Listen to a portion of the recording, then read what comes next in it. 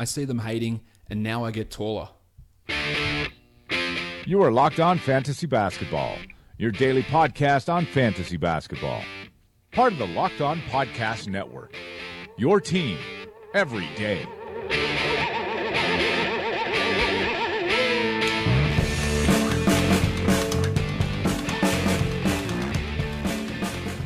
Hello and welcome to the Locked On Fantasy Basketball podcast brought to you by Basketball Monster. My name is Josh Lloyd and I am the lead fantasy analyst at basketballmonster.com, and you can find me on Twitter as always at redrock_bball. Today's show we're going to be going through the 2017 NBA draft again, looking at picks 17 to 20. A relatively barren area, save for one player, in terms of their performances in 2017. We're going to talk about all four of those guys. So, Michael Bolton. Let's get to it. Let's get to it indeed. We will start with pick number 17 in the 2017 NBA draft, and that was the Milwaukee Bucks selection. And they chose, perhaps stunningly at the time, and obviously stunningly in hindsight, DJ Wilson, out of a power forward out of Michigan. Wilson was underwhelming, I guess is the best way of putting his performance this season. He was the 495th ranked player. And yeah, you're probably saying, was there actually 495 players that played? Yes. And there were some rookies who were more poorly performed than Wilson, but he barely saw the court. Only 22 games, 3 minutes per game, 1 point, half a rebound, no blocks, 0.1 steals, very little of anything. He did shoot 56% from the field and 40% from three, but obviously that's on a minuscule amount of attempts. 50% from the free throw line. Just, really, really putrid type numbers. And we can extrapolate it out to per 36 numbers. They don't look that much better. 10.6 and 5 with 1.5 assists and 1.5 steals and 1 3-pointer. But again, those field goal percentage, which looks decently solid enough there, it is something, but it doesn't obviously tell the full story of DJ Wilson's future in the NBA, just because of how little he actually played for the Bucks this season. Now, there were times when Jabari Parker was out. Obviously, we had Mirza Teletovic out for nearly the entirety of the season. Two guys who played a majority of their time at power forward, but Wilson still couldn't really see the court. In terms of looking at his numbers from a fantasy point of view, rankings wise, there's really not a lot to say. We can look at his rolling rank. He just didn't play enough for it to really have any impact. He's always around this 300 to 350 mark. We can look at his overall season rank, and it continually dips and dips and dips and dips. After he had a couple of interesting games, I guess is the kindest way of putting it, earlier in the season. I wouldn't say they were good, but they were better than some of the later ones. But he only played 2 games for the season, over 10 minutes per game. He did that on the 31st of October against the Thunder, where he played 13 minutes and had 4 points. And he did it against the Sacramento Kings on the 28th of November, where he played 13 minutes and also had 4 points. Both of those games, the 4 points is second in terms of scoring. He had 5 points in 4 minutes against the Timberwolves at the start of February. So really very little to get excited about with what DJ Wilson was able to provide. We can look at his advanced numbers, but again, the playing time is so limited, 71 minutes total, that it doesn't necessarily mean a huge amount. But even looking at this, PER of 10, poor win shares, poor box score plus minuses, offensive and defensive, and on-off of a staggering negative 31.3. Of course, very, very limited minutes. But nothing there goes, oh, well, maybe there's something we can look at and look at DJ Wilson and get interested and get excited about what he's going to be able to do. If we look at him over on Cleaning the Glass again, there's just very, very little to see with what he did, just given how little he actually played. In fact, according to Cleaning the Glass's numbers, he only played 29 minutes of non-junk time action, and not enough to get any sort of indication of what his numbers could be. But one thing we can do is have a look at how he performed in the G League. He played 11 games in the G League for the Wisconsin Herd. 16 points and 5.5 rebounds in 33 minutes. He had 0.8 steals and 0.6 blocks with 2.4 assists and a more realistic 47% field goals and 34% from three. The thing that's going to stand out to me when looking at Wilson, when looking at his numbers, is the fact that he is not a high defensive stat sort of a guy. He's not going to be a high steals and blocks sort of a player. and that's going to limit what he can do upside-wise. Now, we can go back to what he did in college. In his sophomore year in Michigan, he did average 1.5 blocks per game in his 30 minutes, only 0.5 steals, 11 points, and 5 rebounds. And those 11 and 5 is pretty similar to the numbers that he was putting up in the G League. So I didn't like the pick at the time. I didn't like what I saw from him in Summer League. I didn't really like what we saw from him during the limited time we saw him in the regular season. And looking at what he did throughout the time in the G Leagues, nothing that gets me overly excited or anything like that. Did put up some okay numbers at times in college, but to have a negative 20 net rating in the G League is piss poor. A 12 PER is piss poor. A sub average true shooting of 54% is also piss poor. He doesn't project as a great fantasy player. He never projected as a great one before this season. Nothing about this season changed my mind. He looks like this guy who's going to be a subpar rebounder, shot blocker, steals guy for his position, who scores sort of maybe average, can hit an occasional three. I just don't see very much in DJ Wilson's future as a NBA caliber starter. At this point, he's a guy that after his rookie contract, if he's not in the league, I wouldn't be stunned. He could be a guy that doesn't even get his fourth option picked up. That's maybe that's being overly harsh, but I don't think that will necessarily happen because in general, I'm not of the mind that you should be declining those fourth-year rookie options. But if it happened, it wouldn't be a stunning turn of events. Like when Hazonia had it done, I was a bit stunned. Like, that's a weird thing to do. But if it happens with Wilson and when it happened with Bryce Johnson, fair enough. And I think we could be heading into that territory. Obviously, it is just his first season, but he is not a player who is super young. He's currently 22 years of age. He came into the league at 21. He had 3 years in college. And I just don't see really huge amounts changing. So he's not a player where I'm going, you know what, that's a great buy low type of scenario. Not a great buy low type of scenario for a Wilson in dynasty leagues or anything like that. I'd be pretty stunned if he ever had a passable NBA type season. I just don't see it in his skill set and in what we saw from him so far. In his limited playing time. It's very limited. Lots can change, but at this point, it's not looking overly positive for DJ Wilson of the Milwaukee Bucks. Let's go on to the next pick. The Indiana Pacers had pick 18, and again, he was much better than DJ Wilson, and that's of course I'm talking about TJ Leaf out of UCLA. But there were better picks, I think, that could have been made at that point apart from TJ. He started off the season much better than he finished it. End of the year as the 466th ranked fantasy player, which is clearly not good. 53 games, 8.6 minutes, 2.9 points with 0.3 triples, 1.5 rebounds, putrid assist and steal and block numbers, shot 47%, 63 from the line, but impressively, he was at 43% from three, and that was one of the reasons why he was drafted, because of his three-point shooting. And when we see that happen, it's always encouraging when we go, okay, this guy was a good shooter in college back at UCLA, and he came into the NBA. And he did similar things. He shot in his freshman year at UCLA 47% from three. So it's one of those things where we can look at it and go, well, maybe he is a good three-point shooter. He only played 3 games in the G League, but he shot 54% from three there. So there's elements where you can go, okay, I can see him being able to do that, for him being able to be a Mirza Teletovic type of player, a Anthony Tolliver type of player, although clearly he has a long way to go to become a player like Tolliver. His per 36 numbers, 12.2 and 6.4, hit 1.5 threes, and again, those putrid steal and block numbers and the efficiency, a true shooting of 55% because he couldn't hit his free throws, and his 2-point percentage was not anywhere near to the level it should be considering how well he shot from three, and that's always the concern. As I said, he was a big part of the rotation earlier in the season and was phased out and was pretty much gone once Trevor Booker arrived. But had a couple of double-digit scoring nights. Second game of his career, 17 points in 19 minutes.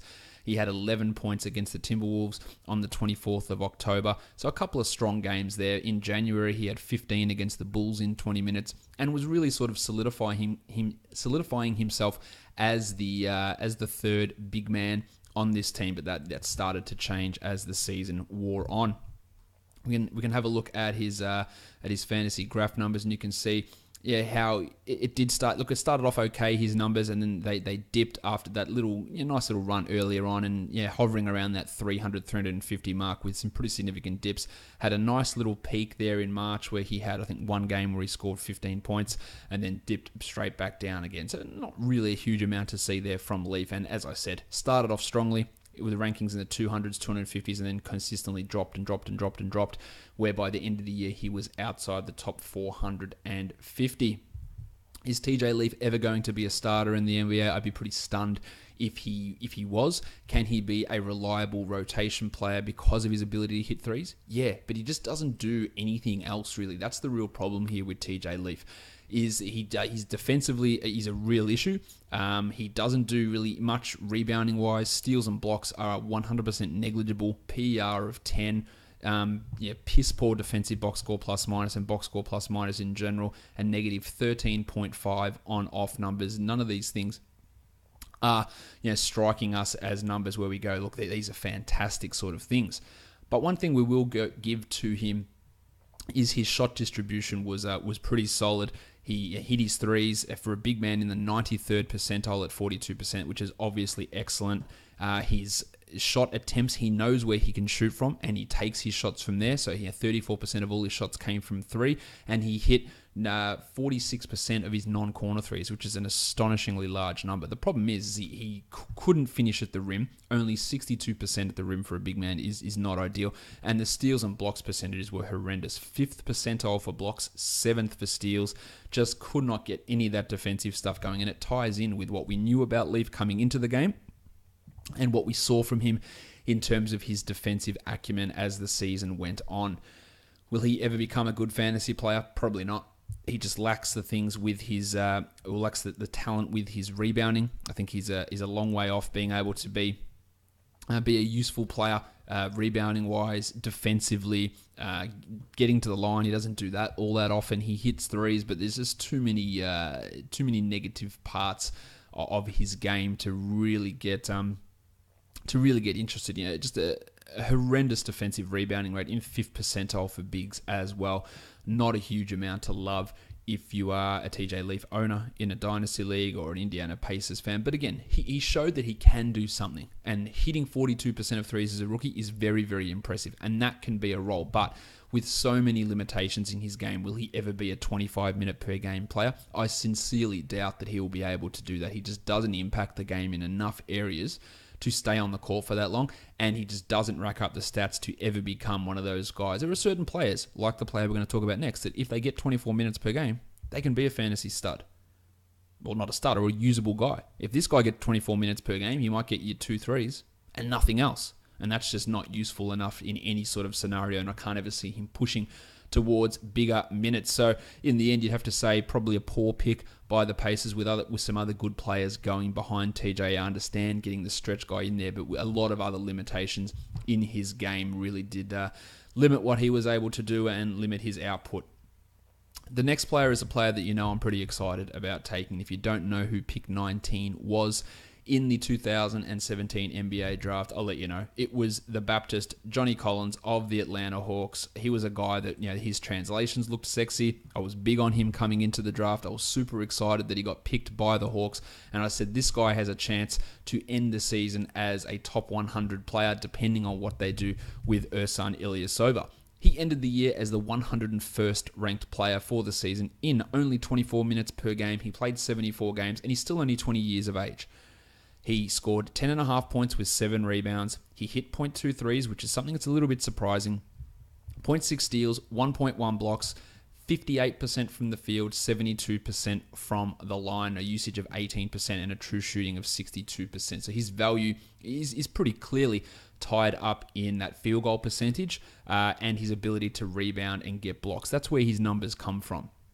I was big on Collins all season. I thought he was mismanaged at times by Mike Budenholzer. They were playing him exclusively at center earlier in the season while giving minutes to guys like Mike Muscala at power forward. And Muscala's fine, but he's not Johnny Collins. Towards the end, he started to get more out of more out of the Baptist, and we have a look at his 2-week rolling average. You can see he started in that 100 to 150 mark, but there were multiple weeks where he was a top 50 player. Just from eyeballing this graph around that December mark, there's at least 6 or 7 2-week periods where he was a top 50 player. And more of those if we stretch that out to top 100. He mainly was in that 150 to 100 range a lot of the time, but as I said, finished the season as 101st ranked player and really never dipped below the 200th best player, which for majority of time in the season makes him a guy that you own in 12-team leagues. Now, he probably didn't jump ahead as much as we would have hoped during the season.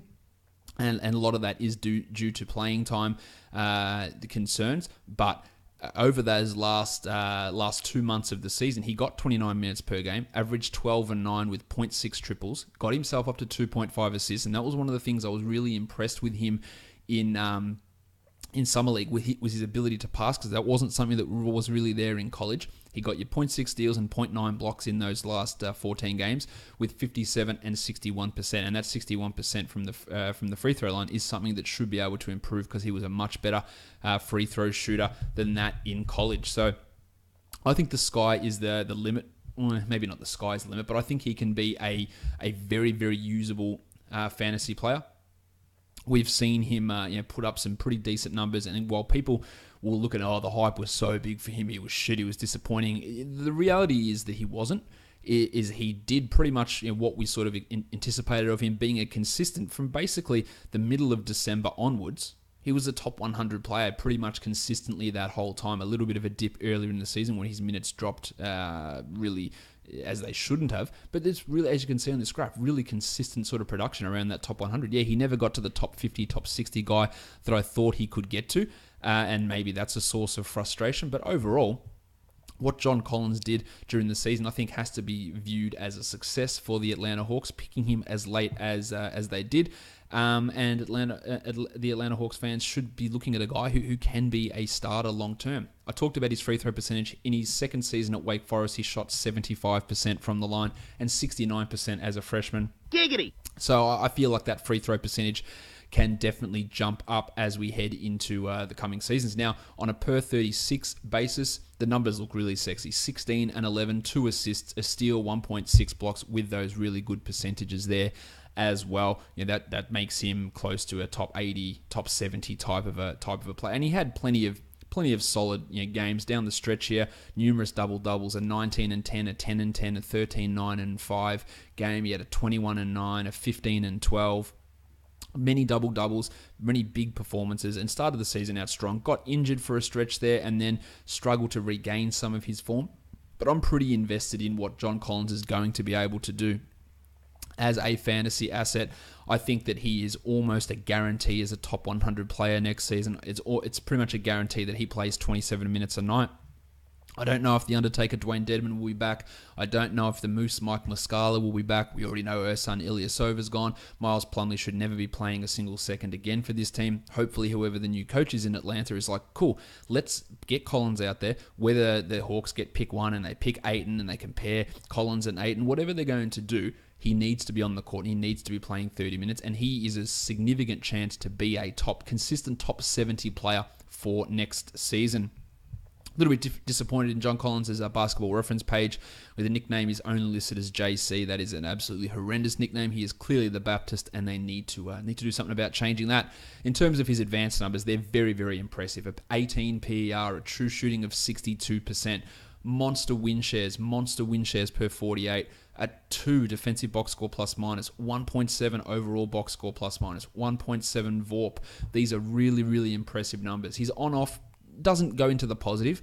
It's a negative 1.5, but that's not too bad as a rookie. It doesn't really give you too much of a level of cause for concern. He was a really impressive player, despite perhaps not living up to some lofty expectations, but overall, I don't think you can really be disappointed. In terms of numbers, he turned the ball over too much. That's something that does need to improve with his play. His shot selection, I thought, was fine. He took his shots basically at the rim. He's an excellent dunker, putback guy, offensive rebound player, and he did start taking some threes. Didn't take a huge amount, but nice percentage of them from the corner, which is what he needs to do. 69% of his shots at the rim. Giggity! and finished those shots at 69%. Giggity. These are both really strong numbers. He hit his threes at a nice rate of 38%. Can get better there. Wasn't great on the mid-range twos and needs to improve in that area, but that's not his game. His game is taking the shots at the rim, getting in there, alley-oops, dunks, transition, offensive rebounds, putbacks, and shooting corner threes. A decently high block rate, 2.4%, which is the 76th percentile. A 73rd percentile in offensive rebounding rate, which is obviously excellent. One of the better offensive rebounders in the game. There's a lot to like about what Collins can do. Now, he's not a big man by any... He is a big man, but he's not huge. He's 6'10".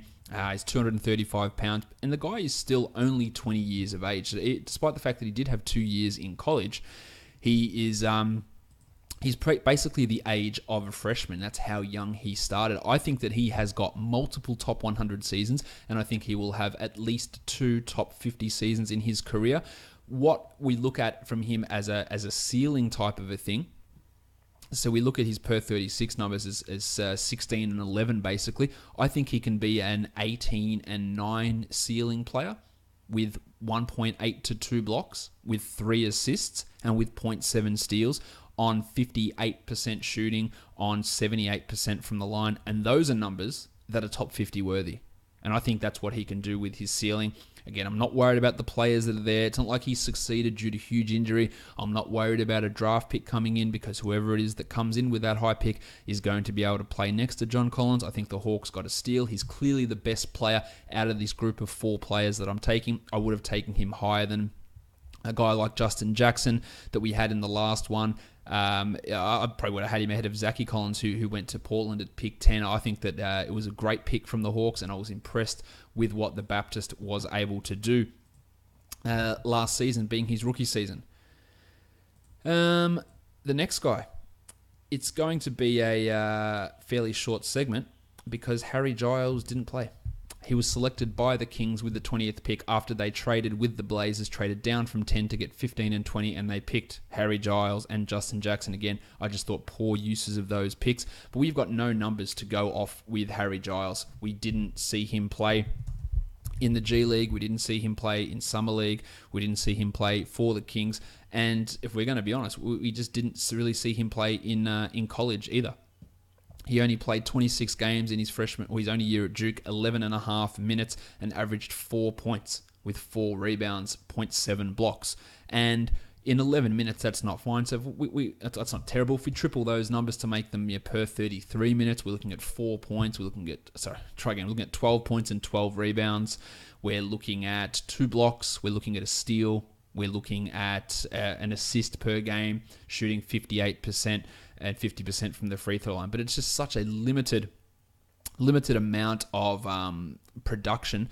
We can go back to what he did in the Under-19 World Cup back in 2015, where he averaged 14 and 10.5 with over a block per game and shot 47%. And that's why this guy was so highly regarded coming into college before he had those multiple ACL injuries with his knee. And again, another knee problem kept him out of this entire season. The Kings have obviously got Skal Labissiere and Willie Cauley-Stein in that front court, but neither of those guys is considered an absolute star or even close to a star at this point. So if Giles is actually going to regain some of his potential, there is still a position there for him. So out of the Wilson, Leaf, Collins, Giles quartet of players, I think I have more hope in Giles than I do in Wilson or even Leaf for becoming probably a top 200 player.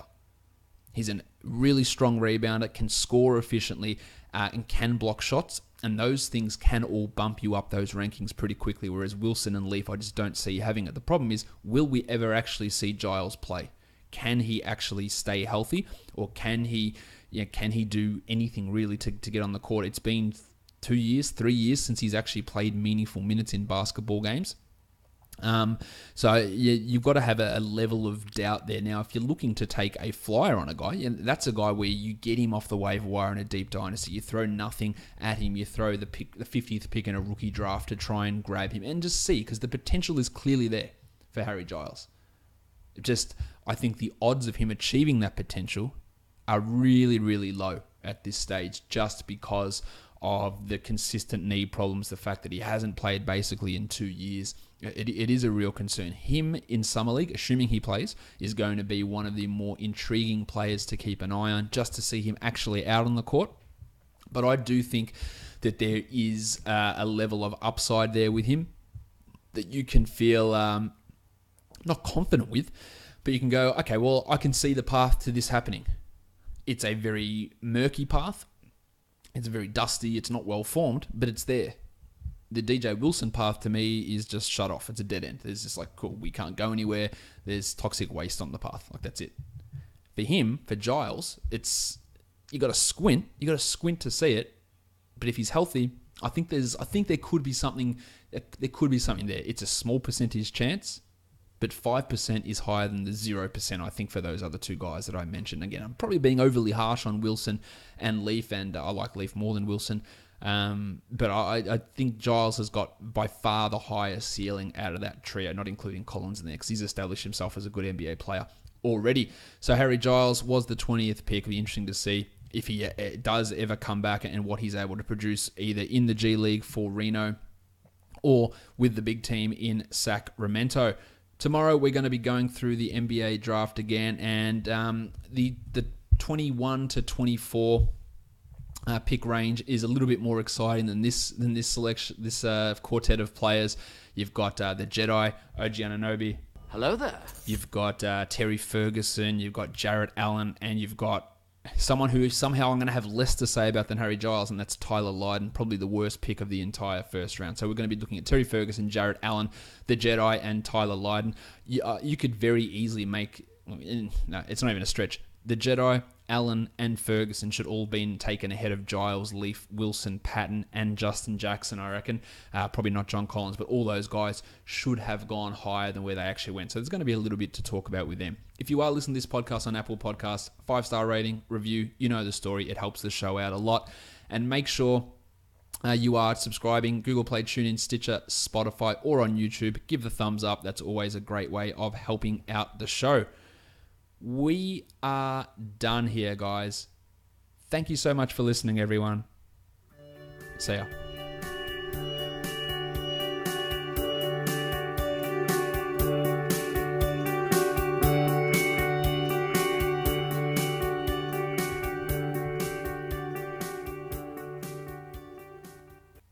Malik